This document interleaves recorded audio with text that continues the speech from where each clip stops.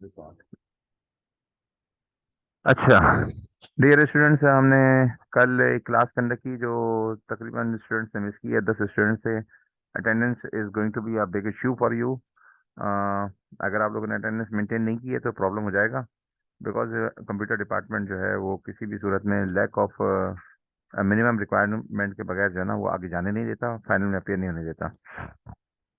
ये आप आपका अपना इशू है। मैंने अटेंडेंस को ऑन इट्स ओरिजिनल जो है उसी तरीके से रिकॉर्ड को मेंटेन करना है, उसके अंदर ऊपर नीचे नहीं हो सकता। तो कल मैंने एक क्लास कंडक्ट की है। लास्ट जो वीडियो क्लास थी दैट वाज ऑफ 2.3, जिसमें हमने ये किया था। उसको थोड़ा सा मैंने रिपीट किया फिजिकल क्लास के अंदर, और फिर मैं गया 3.1 पे। तो हमारे पास जाहिर बात है लिमिट है, जूम की 40 मिनट से बड़ी मीटिंग नहीं हो सकती। और मैं आपको क्विकली जो है इसका ओवरव्यू देता हूँ 2.3 का, जो कि मैंने वीडियो में किया था। तो देखें, अगर कोई डिटर्मिनेंट मालूम करना हो किसी मैट्रिक्स ए का, तो if that determinant is already there, तो ये वाला अगर डिटर्मिनेंट ए है, तो अगर आप उसको के से मल्टीप्लाई कर दें,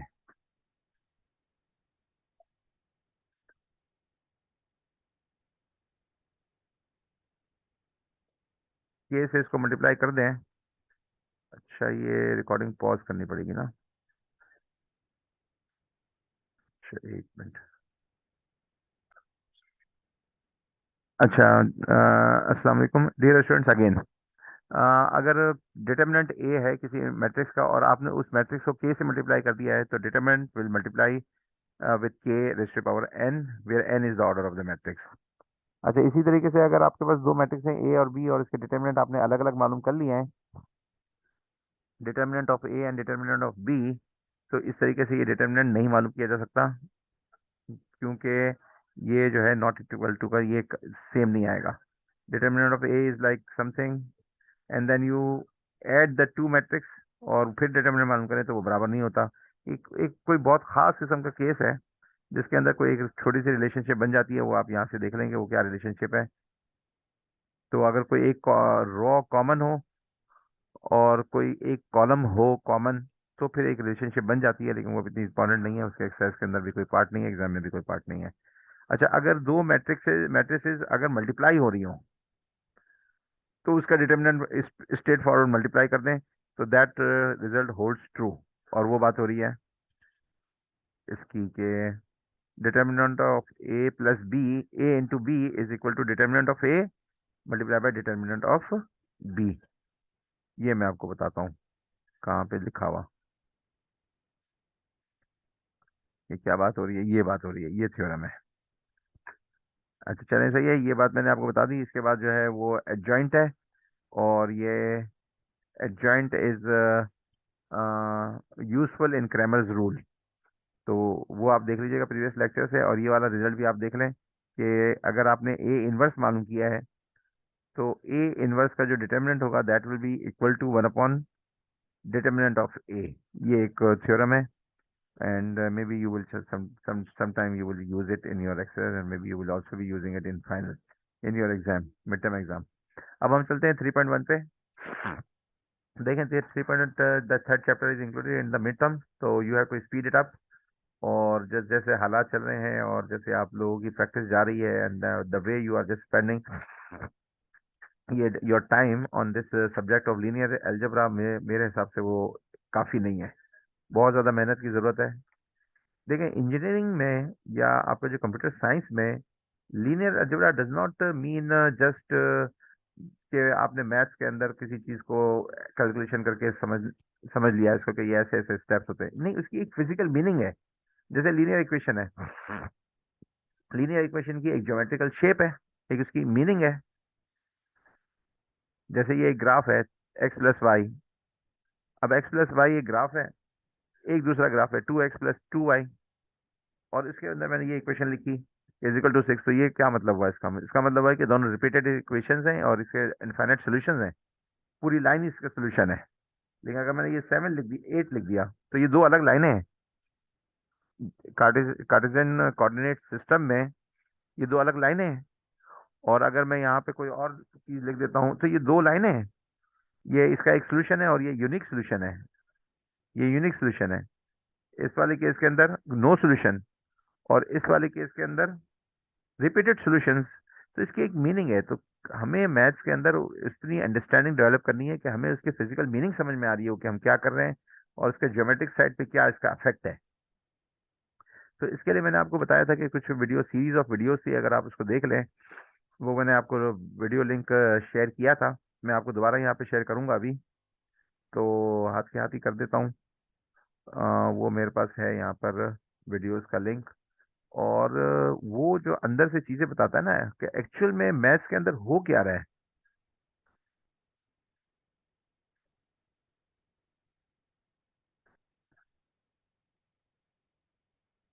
ये मैंने वीडियो लिंक शेयर किया है, इसको आप जरूर देखें। मैं कंफर्म कर लूँ कि हाँ यही वाला है, जी बिल्कुल यही वाला है। अच्छा, तो इसकी फिजिकल मीनिंग है, उस मीनिंग को हमने अंडरस्टैंड करना है। अच्छा, अब वेक्टर का चैप्टर शुरू हो गया है। This is chapter vector. कोई भी लाइन और उसके एरो हेड के साथ, that is called vector. Vector की दो चीजें होती है, एक मैग्नीट्यूड होता है, एक उसकी डायरेक्शन होती है, एंगल होता है। अच्छा, अब अगर उस वेक्टर को आप ड्रॉ करें तो वो किसी भी पॉइंट से जगह ड्रॉ कर सकते हैं। These all vectors are same. मतलब अलग अलग जगह से, ना उसके मैग्नीट्यूड में चेंज आ रहा है, ना उसकी डायरेक्शन में चेंज आ रहा है। तो उसकी जो ओरिएंटेशन है, the angle that it is making with the horizontal line, इसमें तो कोई फर्क नहीं आ रहा।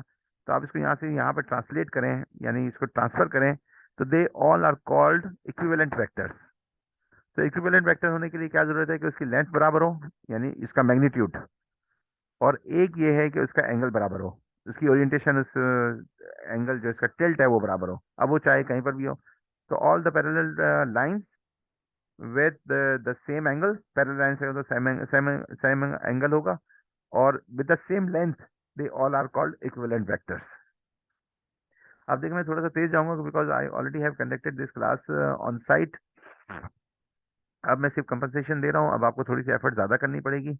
मैं एक्सरसाइज भी करा दूंगा, उससे इंशाल्लाह हेल्प हो जाएगी। अच्छा, ये एक आम सी बात है, आप लोगों ने की भी होगी कि vectors can be added using parallelogram rule.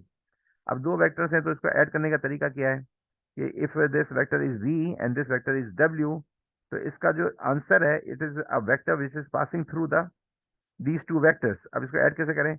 वो करें ऐसे कि इस w को ट्रांसफर कर दें इसके ऊपर, हेड टू हेड, जैसे आप हमेशा से करते आ रहे हैं कि vector is always added by just transferring it, so that you make the head of one vector coincide with the tail of the another vector। तो ये हो गया u प्लस w, और ये जो लाइन है पैरेललोग्राम लॉ इसको कहते हैं। इसी तरीके से ट्राइंगल से भी ऐड कर सकते हैं, पैरेललोग्राम से करें या ट्राइंगल से करें। और वेक्टर की अगर डायरेक्शन चेंज कर दें, एरो हेड को एक जगह से, एक एंड से निकाल के दूसरे एंड पे लगा दें, दैट मीन्स कि उसके ऊपर साइन चेंज कर दिया, मैग्नीट्यूड में चेंज।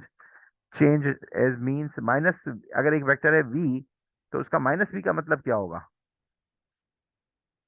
ये माइनस v, इसका मतलब ये होगा कि उसका एरो हेड आपने चेंज कर दिया, उसकी डायरेक्शन चेंज कर दी। ये v है, ये माइनस v है, एरो की डायरेक्शन चेंज कर दी। इसी तरीके से अब हम यू w प्लस v भी कर सकते हैं, और w माइनस v भी कर सकते हैं। माइनस v करने के लिए हमें इसको चेंज करना पड़ेगा, डायरेक्शन को। तो ये बन गया आपके पास w माइनस v। और अगर ये W था, ये V था, तो आपने क्या किया कि V को आपने दूसरी साइड साइड पे लेकर आए, कीपिंग द मैग्नीट्यूड सेम लेकिन डायरेक्शन डिफरेंट, और उसके अंदर से जो लाइन ड्रॉ कर दी, दैट इज कॉल्ड, ये जो लाइन ड्रॉ होगी वो कहलाएगी W माइनस वी। अच्छा, अब आगे चलते हैं।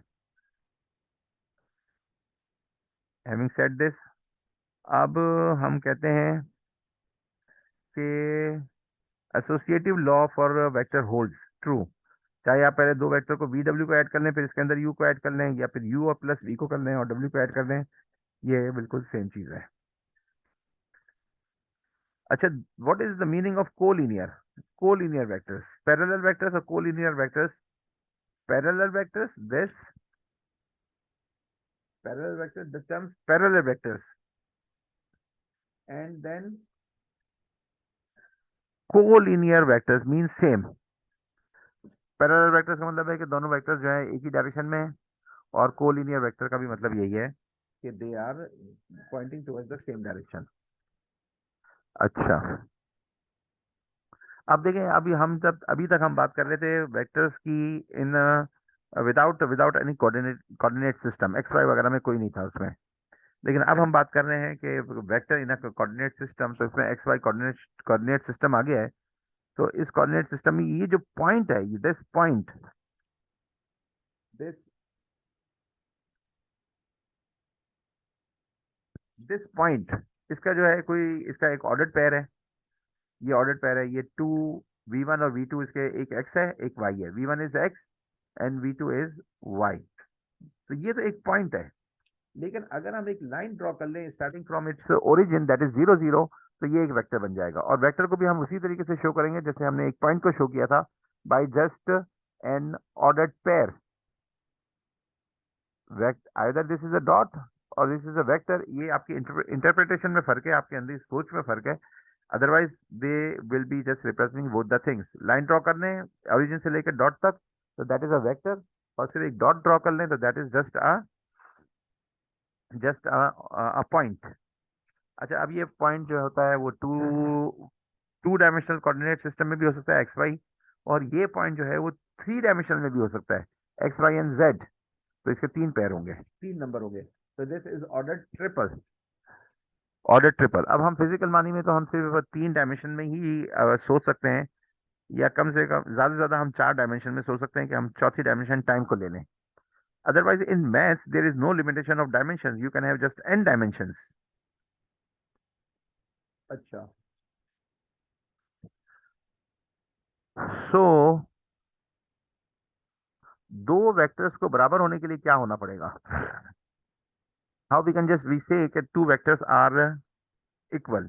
तो हमें ये करना पड़ेगा कि V1 is equal to v W1। If two vectors V and W are equal, that will mean that V1 is equal to W1, यानी दोनों का x बराबर होना चाहिए। V2 is equal to W2, दोनों का y बराबर होना चाहिए। V3 is equal to W3, that is इनका तीनों का x z भी बराबर होना चाहिए। Then and only then we will be able to say that these two vectors are same. अगर तीनों में से कोई एक चीज भी बराबर भी ना हुई, तो वो वेक्टर सेम नहीं होगा, दो वेक्टर सेम नहीं होंगे। तो तीनों कोऑर्डिनेट सिस्टम में, तीन three three dimensional coordinate system में, तीनों इसके जो मेंबर्स हैं ऑर्डर पेयर के, और तीनों नंबर सेम होने चाहिए। अच्छा, अब आ गई बात है ये कि कोई वेक्टर है और हम उसको लिखते हैं P1 और P2, यानी that vector starts from P1 and ends to P2। वो इस तरह की बात हो गई कोई कि दो कोऑर्डिनेट सिस्टम्स हैं, ये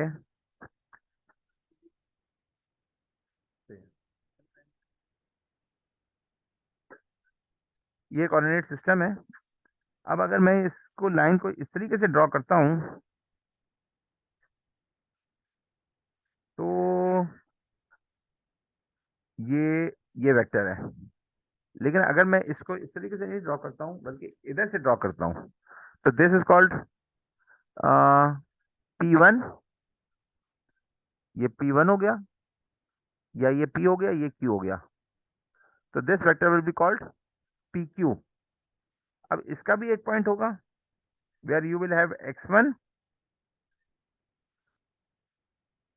और इसका भी एक y होगा, या इसको हम कह लेते हैं y1। इस तरीके से इसका जो पॉइंट होगा वो होगा x2,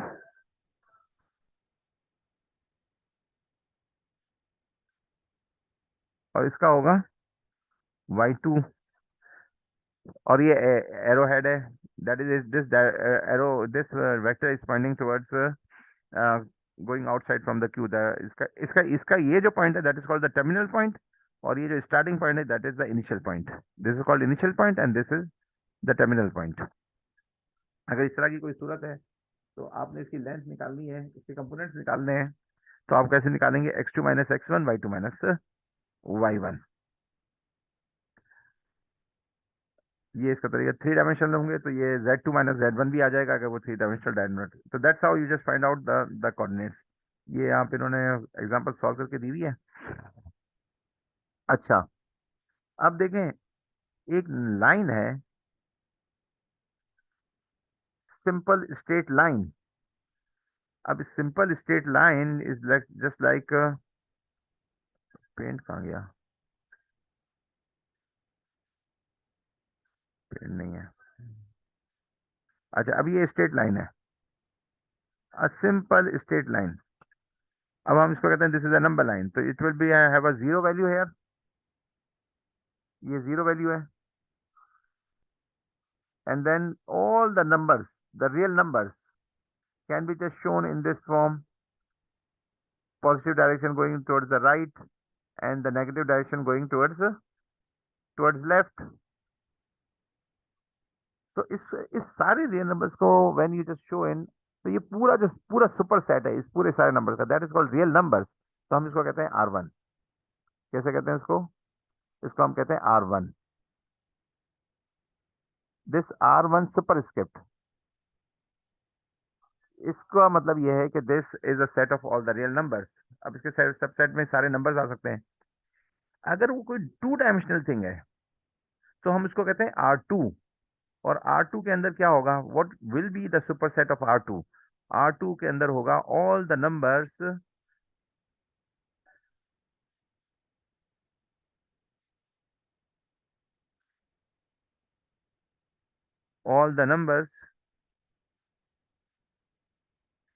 अब टू डायमेंशनल में।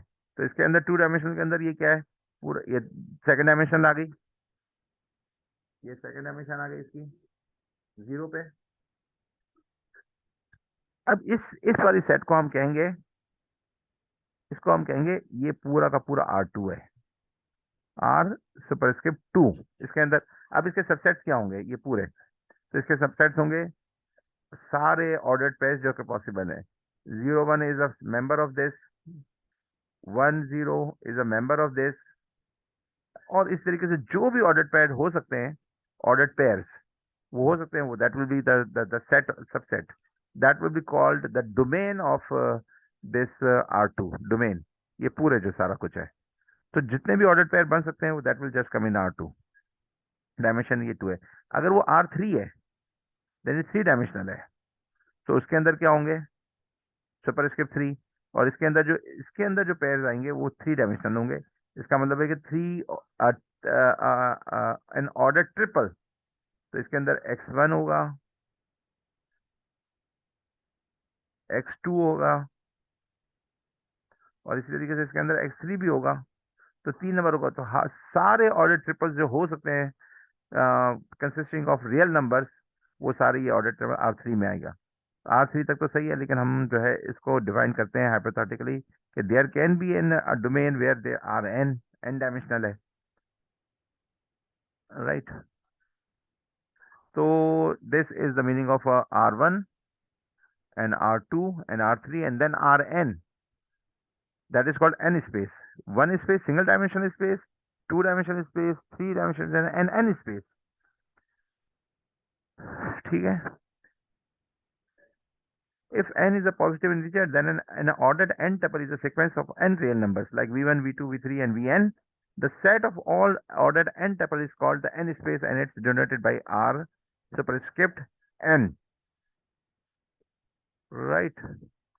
So there are a number of applications जहाँ पे हम जो है more than 3 dimensional भी काम करते हैं, और बहुत सारी इसकी applications हैं। Now we just want to define some operations on vectors। तो अगर दो वेक्टर्स बराबर हैं तो इनका जो है सारा कुछ बराबर होना चाहिए, ये मैंने आपको पहले बता दिया। इक्वालिटी ऑफ वेक्टर्स, अगर ये दोनों वेक्टर्स बराबर हैं A B C D E, तो A is equal to 1, B is equal to -4, 2, C is equal to 2, and D is equal to 7। अच्छा, what is the meaning of multiplying a vector with a K? That means that उसके सारे जो members होंगे वो के से multiply हो जाएंगे, इस तरीके से KV1 एंड KV2। और इसका मतलब होता है कि इसकी लेंथ को आपने डबल कर दिया है, यानी मैग्नीट्यूड को बड़ा कर दिया, direction will remain same. If you just multiply a vector with some scalar quantity k, then you are just increasing the magnitude and you are not affecting in any way the orientation of that vector in the Cartesian coordinate system or the coordinate system। Coordinate system में अंदर उसके angle को हम कोई change नहीं कर रहे हैं।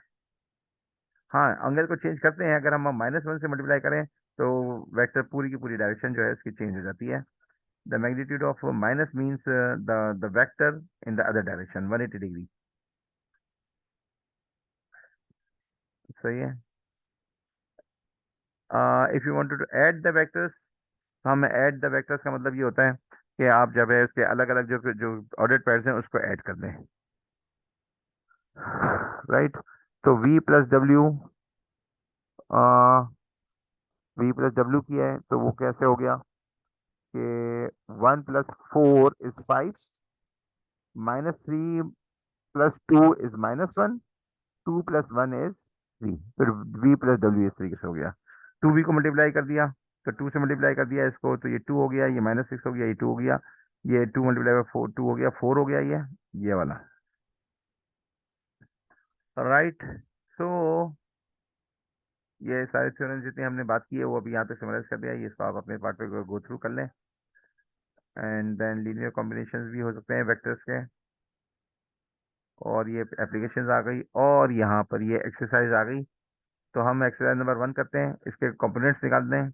In exercise 1 to 2 find out the components of the vector. तो इसके कंपोनेंट्स कितने आ जाएंगे? इसके कंपोनेंट्स आ जाएंगे 4 - 1 = 3, और 1 - 5 इज, लेकिन जो टर्मिनल पॉइंट होगा ना उसमें से माइनस करेंगे फिर इनिशियल पॉइंट को। तो 1 - 5 इज -4। तो ये हो गया 3 - 4, इसकी टोटल डायरेक्शन, टोटल कंपोनेंट्स हैं इसके, इस वेक्टर के कंपोनेंट्स हैं 3, 3 -4।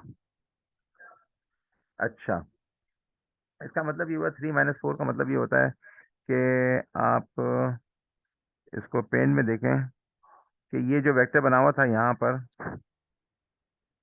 यहाँ पे जो वेक्टर बना हुआ था ये जो इस तरीके डायरेक्शन है, अगर आप इसको शिफ्ट करेंगे ओरिजिन पे तो वो क्या कोऑर्डिनेट कोऑर्डिनेट सिस्टम होगा, तो वो आएगा 3 - 4। और 3 - 4 का मतलब है कि वो कहाँ पर आ जाएगा, यही वाला वेक्टर जो यहाँ पे था, अब वो यहाँ पे आ जाएगा। यहाँ पे 3 होगा और यहाँ पे -4 होगा इस हेड पे। आई होप कि आपको ये समझ में आया होगा। अच्छा, और भी इसकी एक्सरसाइजेज हैं और इसको आप गो थ्रू करें। मैं एक्सरसाइज नंबर 5 कराता हूँ आपको। एक्सरसाइज नंबर, ये तो 1 और 2 और 3 तो ये सारी आसान है। 5 मैंने क्लास में भी करवाई है कल। I just want to do it again. Find the terminal point of the vector that is equivalent to u1 2 and whose initial point is 1 and 1। कोई ऐसा वेक्टर मालूम करना है जिसका इनिशियल पॉइंट इज 1 1। अब देखते हैं इसको। ये पेन में गए, इस सबको डिलीट किया, यहाँ पे कार्टेशियन कोऑर्डिनेट सिस्टम बनाया, ये।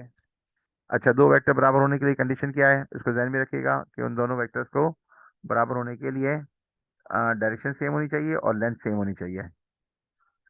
तो मैं आपको फिर रिपीट कर दूं कि अ वेक्टर दिस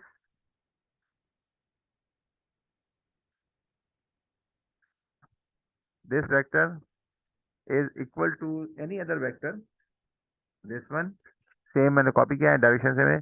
और कोई vector, these all are vectors, same vectors, equivalent vectors।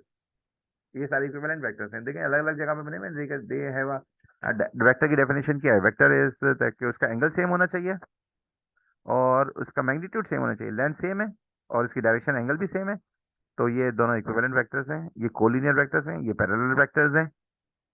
और अगर इसकी डायरेक्शन को चेंज कर दिया जाए तो ये एंटी पैरेलल हो जाएंगे, डायरेक्शन दूसरी डायरेक्शन में हो गई, रोटेट रोटेट बाई 180, ये दूसरी डायरेक्शन हो गई, तो ये 180 डिग्री से पार्ट है।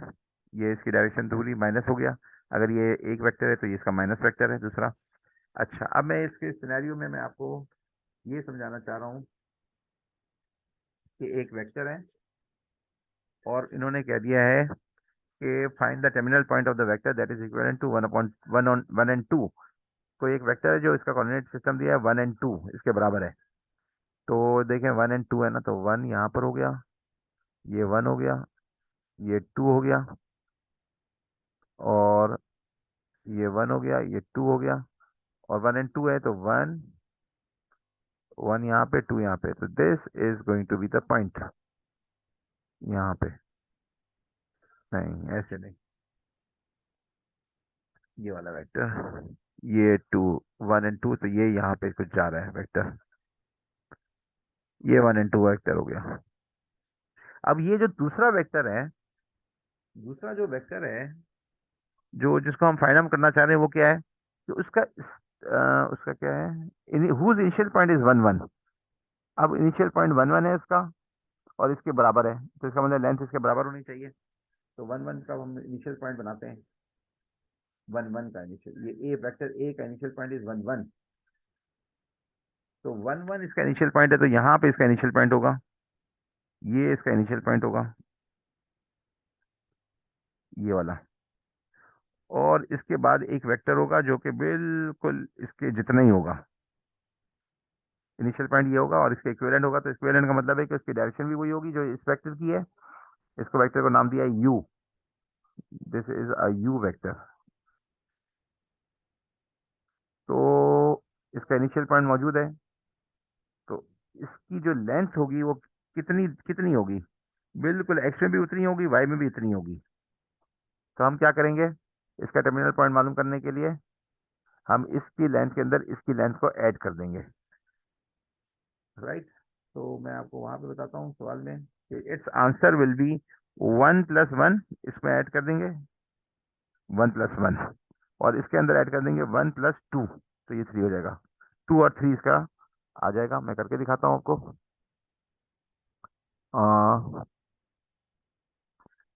1, ये 1 2 था, ये 1 है, तो एक्स, इसका जो टर्मिनल पॉइंट हम समझते हैं कि that terminal point is x, and then इस terminal point is Y bracket में।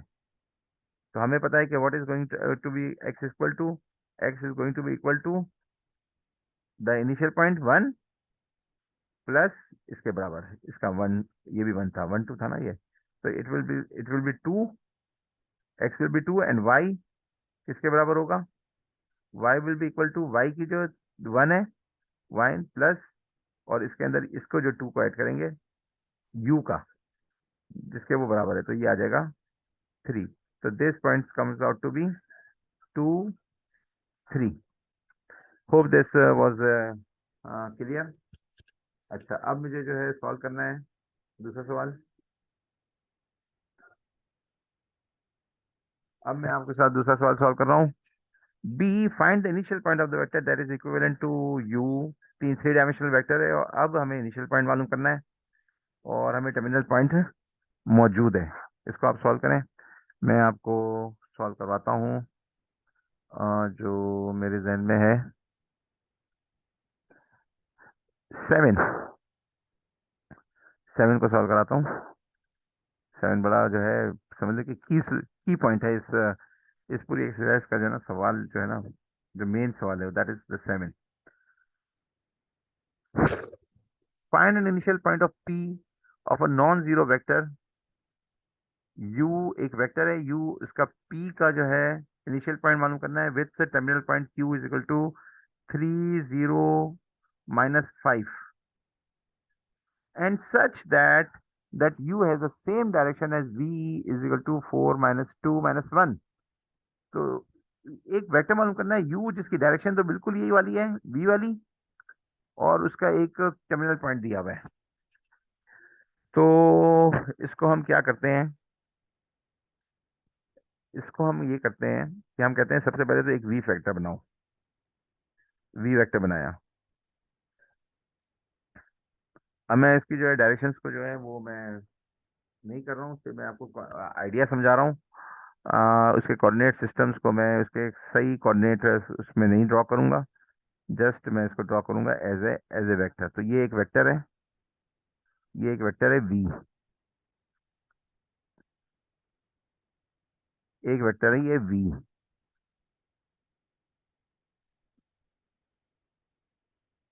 ये एक वेक्टर है वी। अब दूसरा कोई वेक्टर है जो बिल्कुल इसकी डायरेक्शन में है, इसका मतलब है कि ओरिएंटेशन बिल्कुल सेम होगी।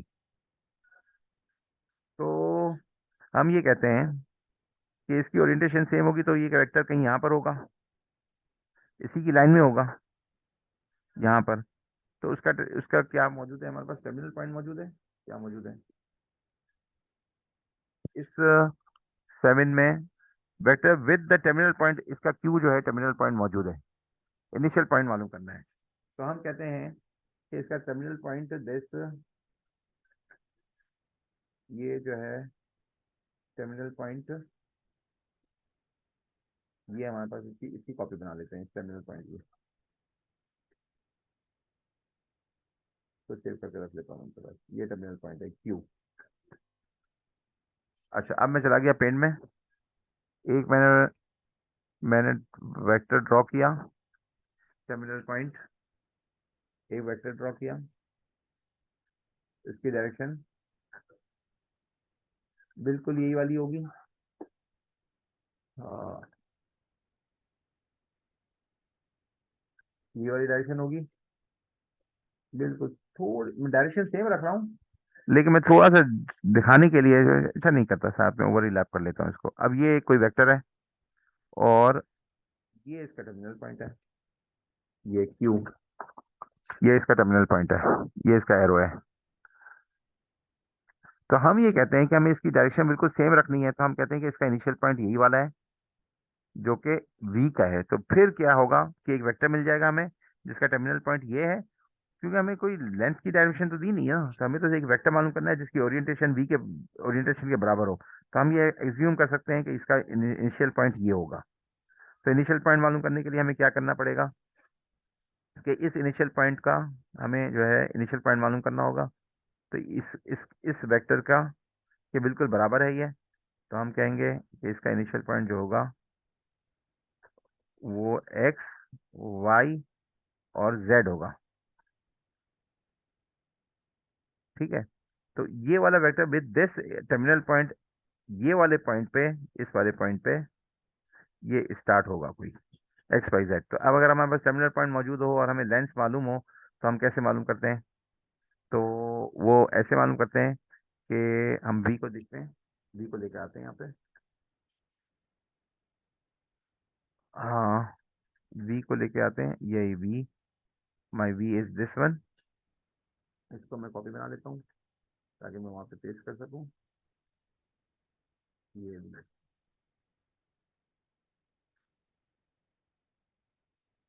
ये वी है। तो इस वी को मालूम करने का मतलब ये है कि, एक मिनट में पॉज करता हूँ थोड़ा सा। अच्छा, मैं पॉज के बाद आया हूँ। अच्छा, अब यहाँ पे ये पी पॉइंट है, this is my P point. अब जो इसके इस वेक्टर के, हमें पी क्यू वेक्टर के जब हमें कंपोनेंट्स मालूम हो, तो हम क्या करते हैं? कंपोनेंट्स मालूम करने हैं तो क्या करते हैं? हम कहते हैं कि my component is 3 minus minus the initial point, ये इसका टर्मिनल पॉइंट है 3, और ये इसका इनिशियल पॉइंट कितना है एक्स। इस एक्स को थोड़ा सा अच्छा ड्रॉ करने की कोशिश कर रहा हूँ मैं, एक्स। और वो हमें पता है कि वो इक्विवेलेंट है, इसके डायरेक्शन तो सेम रखनी है इसके। तो इनिशियल पॉइंट हमने, इसका जो इनिशियल पॉइंट था वही इसको ले लिया है, तो इसके बराबर होना चाहिए ये। तो ये इसके बराबर आ गया 4। इसी तरीके से हम करेंगे 0 minus y is equal to this -2। और इसी तरीके से हम करेंगे this -5 minus y is equal to this this -1। X और वाई और हमें यहाँ से पता लग जाएंगे कि x is equal to what,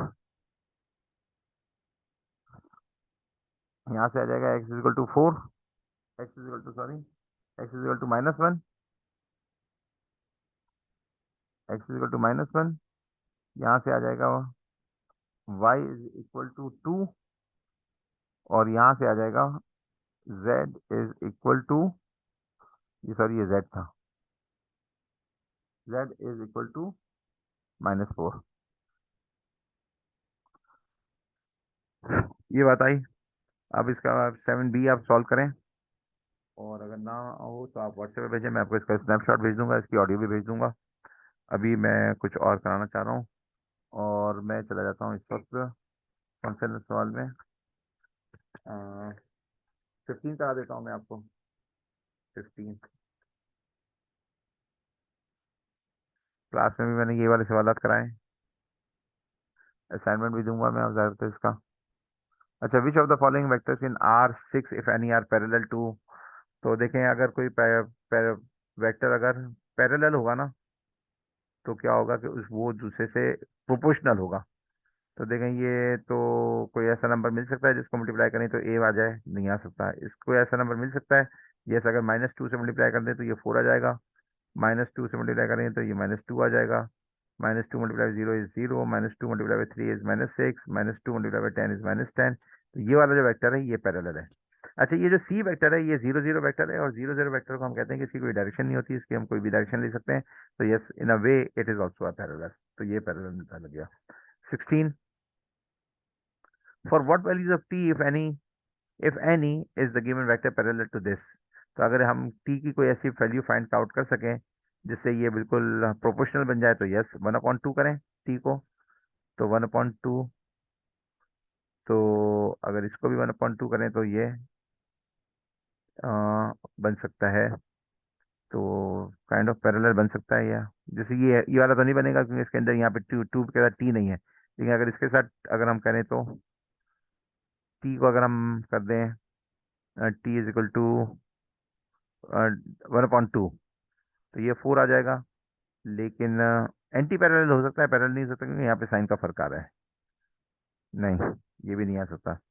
अच्छा, 1/t को ऐसा मिल सकता है, नहीं मिल सकता। तो ये वाला कोई भी इसमें ऐसा नहीं है जिसको हम पैरेलल बना सकें using the values of T.